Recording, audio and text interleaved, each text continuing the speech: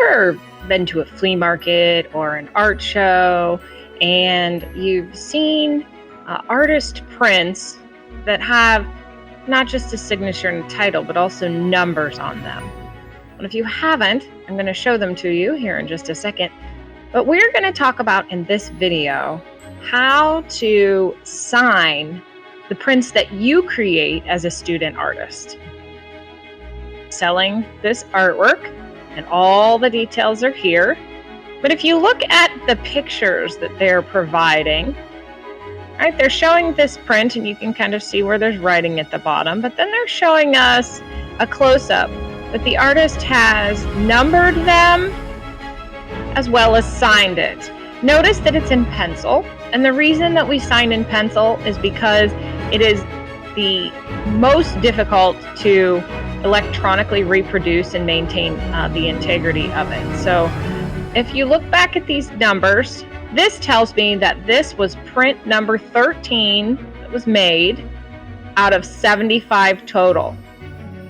The lower this number is, the less of these artworks are out and about for people to buy, and depending on the artist and the demand, lower numbers are usually worth more money.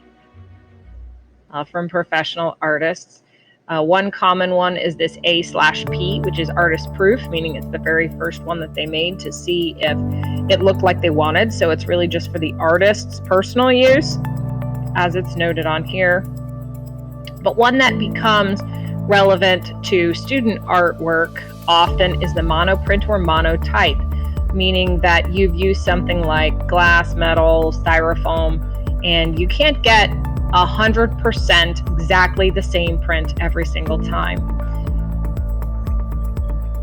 You're going to see something much like this on your rubric that gives you a guide for signing your prints. Notice that I specifically say up there in the top left, use a pencil, because that is the technical way that artists do it.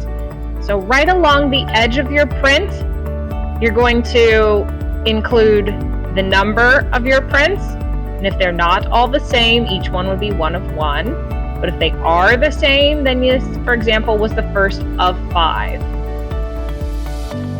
Your title goes in the center in quotation marks, unless you want to try to write italics. Print it neatly. And then you're going to sign or do your initials. Sometimes that's fancy, or they call it a monogram. And you're going to line it up right so that it ends at the edge of the ink on your print. If you watched my video on how to print with styrofoam, you know that this is my lobster, and I am going to sign this one. I'm going to start by over on the left saying it's 1 of 1 because there is not another one like it. Once I put this ink on my styrofoam plate and print it, I can't actually reproduce it exactly the same way. Plus I didn't. You can see my other prints here. They are not the same color. So 1 of 1. In the middle, I'm going to put my title in quotation marks. And I am calling this just nice and straightforward lobster. And then I'm going to sign my name so that it ends at the edge of my inked print. So in my case, I sign SM Fish and end at the edge of the print. Now let's take a look at what another one of my students has done. So here it is up close. So my numbering, my title, my signature. Okay, so she has 2 green prints, and this one is numbered 1 of 2, titled Aurora, and then signed her name to end at the edge. These were linoleum prints, so they can be inked and printed the exact same way with that black ink on the green paper in this case. So now it's numbered 2 of 2, still titled Aurora, with the signature that would end at the edge of the ink. So the rest of her printmaking portfolio included a print on yellow paper, which is numbered 1 of 1 because she only made 1 of them on yellow paper.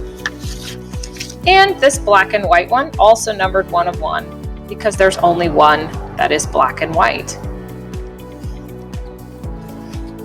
Now you know how to sign your prints. so that they can be unique to you and correctly identified. Remember to use a pencil and number correctly. Make sure that all of your text ends or doesn't go beyond the edge of the ink of your print.